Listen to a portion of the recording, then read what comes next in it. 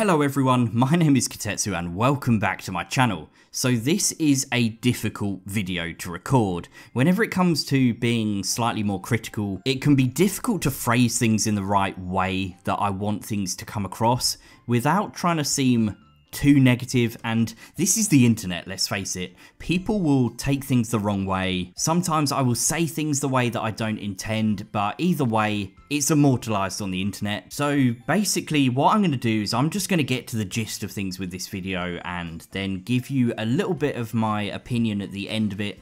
But basically, the new Space Wolves Codex is due out on Saturday, which is in a few days' time. I'm pretty excited about it because I want to buy this box here. Despite all of my financial commitments, I actually love the box. It's got some great models in it. It's got a really cool backstory and it's introduced me to the Gene Stealers. I know I'm a bit behind with 40k. If you watch my other video, you'll get that. This is like my beginning journey into 40k, and I'm discovering new things. I'm enjoying it. It's all very exciting. But naturally, from a lore perspective, it makes me want to go out and buy this book, and it makes me want to collect that faction, and therefore, obviously, I will need the rules too. But last night, I saw this article here.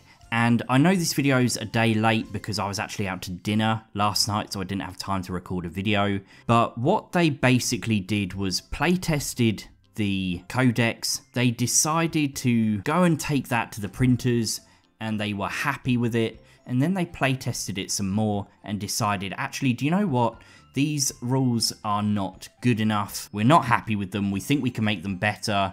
Let's go and rewrite one of those pages. If you are looking to buy an English edition of this book, which I assume the majority of people listening to this video will be, then that means the Warlord traits are outdated and incorrect on release date. You have to download this page here and either save it as, I don't know, a PDF on your phone, or you've got to go and print it off. Now, there are a number of issues with that. Firstly, it seems slightly baffling to me that you can buy a rulebook that's out of date the day it comes out. Like, that on principle is highly iffy, more than a little bit annoying for some people, and to be honest, me too. Like, I can genuinely see why people would be upset about this. But I guess the other thing is that when you buy a codex, you expect it to be the one-stop guide to absolutely everything for your army. You don't want to be carrying around a bit of paper with you as well. Is that me being a little bit pathetic? I guess so. You know, it's a sheet of paper at the end of the day. But at the same time, it still does seem kind of annoying, thinking that you could just take your book out, put it down on a table, open it to the right page, there's what you need to know, as opposed to like, oh, hang on a minute, let me just try and find the sheet that I've tucked in the back somewhere, and oh bugger, I've just dropped it on the floor, and now someone stood on it and it's ripped in half, and I can't read any of it. You know what I'm talking about here. It's a little bit more inconvenient.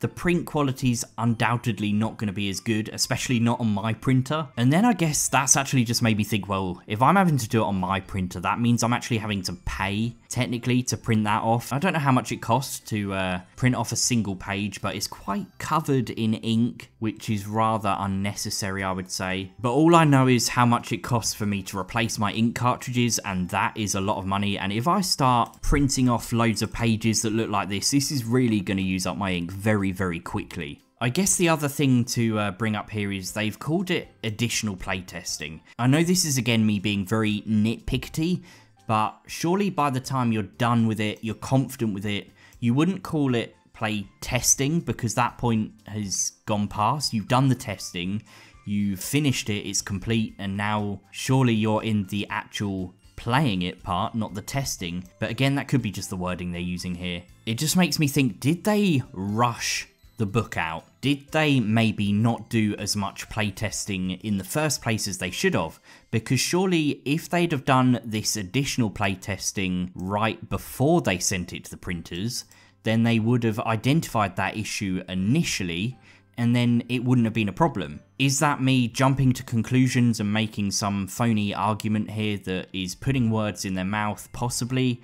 but to me it does kind of make sense to think that additional playtesting in the first place would have just sorted this out, and therefore have they done enough playtesting in the first place. But I don't know, I've covered the fact that it's annoying, I've covered the fact that it's out of date on release date, which is already just very, I don't know, it's not great, is it, really? Like, I don't think anyone's going to go, oh yay, that book is already out of date, like I'm really pleased with this. I doubt there's going to be many people who say that. You can go out and buy an old edition of a book on eBay with out-of-date rules for very cheap. You know, the rules and the up-to-dateness is kind of the key thing that makes these books more valuable. For someone like me, I quite often go and buy an out-of-date codex so I can read the lore and kind of get up to speed.